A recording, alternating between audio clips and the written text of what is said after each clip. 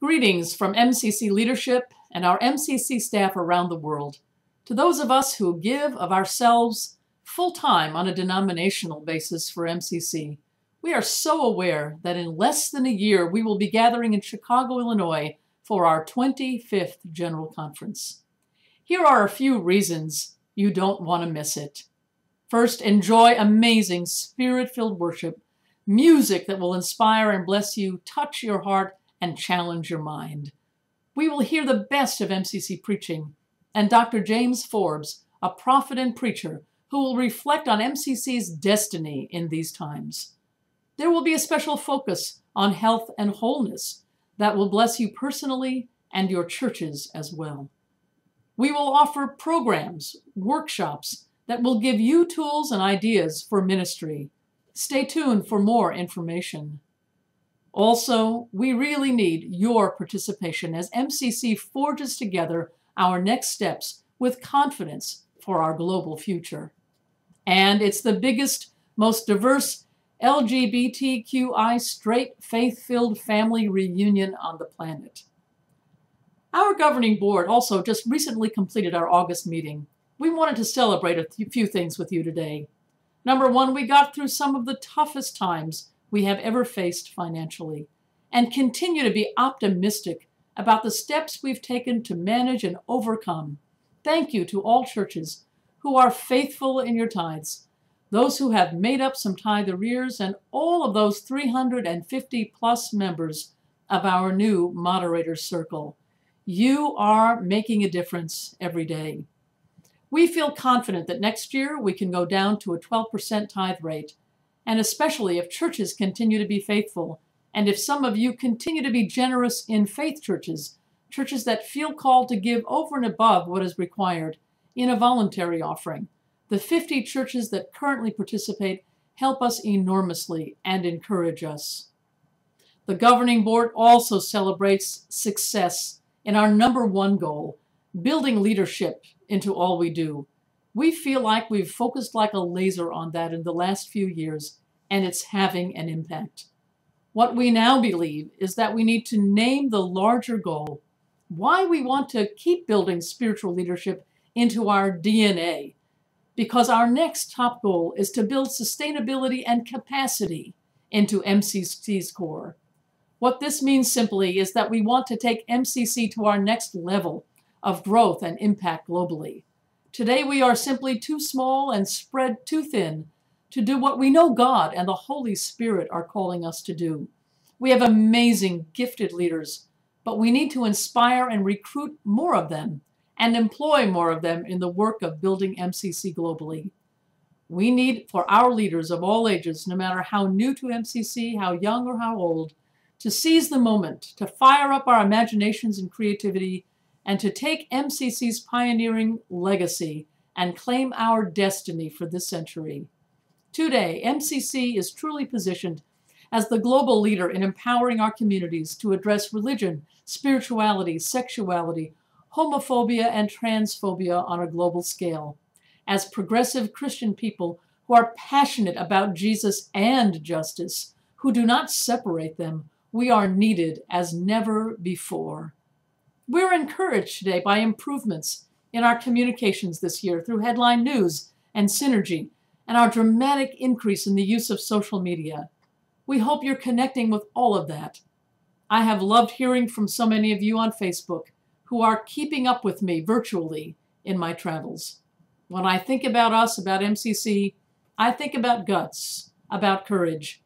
Recently, our church in Springfield, Illinois, reached out to a community of people in Peoria, Illinois, who want to be MCC. After months of planning, they held their first service, and the media showed up. People from Heartland MCC in Springfield were there to support, even though about half of the people who wanted to come were intimidated by the media. Imagine, MCC starts in smaller cities or towns in the U.S., and that's still big news. And the fear that people have of coming out, even to an MCC service, is also real and palpable. But MCC is on the move in Peoria, and will be, and in so many other Peorias all over the planet. MCC faces down spiritual bullies who continue to preach condemnation. We need for MCC churches of all sizes to look in a 100-mile radius and think about who needs MCC that does not have access today, and to think about how to help people access and belong to MCC virtually. I heard the other day that 400 people from Indonesia regularly tune in to MCC Toronto's worship service every Sunday. How do we inspire, enlist, and train those who are ready in Indonesia to gather in groups and to share the message of MCC? In that Muslim country, is it our task to also encourage and inspire those of another faith to claim their spiritual right to be all of who they are in their faith context? Sometimes I hear MCC clergy or leaders say they feel isolated or not connected. I want to encourage you not to wait for someone else to do that for you. Reach out to your neighboring MCCs, offer energy and support and leadership to your network. Host a network gathering or an MCC program, summit, or training event. More and more we live in a virtual world. Start something virtual where you are. Call an MCC clergy friend you met at Revim, or if you're a layperson that you connected with at a conference. Invite MCC leaders, staff, or others to visit your church face-to-face in network gatherings, or also virtually. Many of us have been Skyped into church services or have been present through a YouTube video. All things are possible. Reach out today.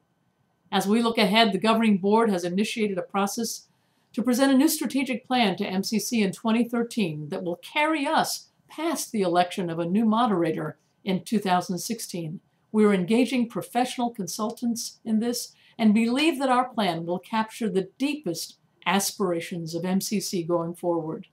Just imagine, for instance, the kind of virtual world we will be living in 2017, the kinds of challenges and opportunities for MCC as we approach our 50th anniversary. Part of that plan will include proposals from our international task force. We have received their final 90-page report, which will be translated and shared with you, and we are finalizing proposals to be shared before this year's end with you and all of MCC's for feedback. This will not be for a major restructuring of MCC, breathe a sigh of relief, but some powerful innovations, some of which can be implemented today, only a couple of which will require bylaws changes, and some of which will also require some more serious development over the years. We are so grateful for the perseverance of our task force and staff in getting us to this place. As we approach MCC's 44th anniversary, it is also my own 40th anniversary this coming October. In October 1972, I worshiped for the first time at MCC Boston when there were about 23 MCC churches in all. How could I ever have imagined then what we have become together today?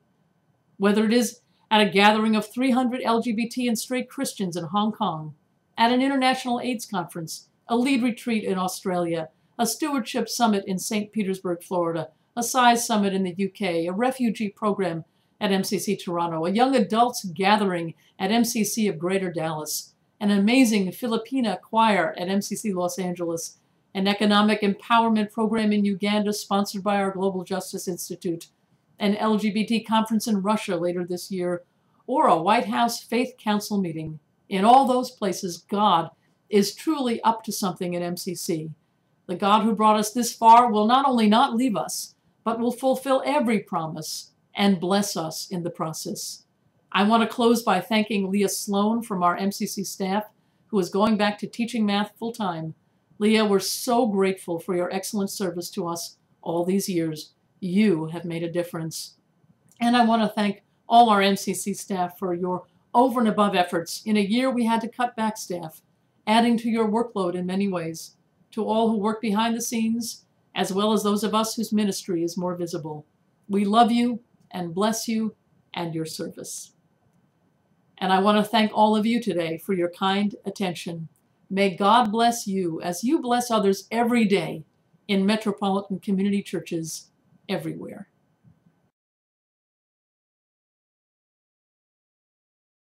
Hi MCC, my name is Jonathan Copeland.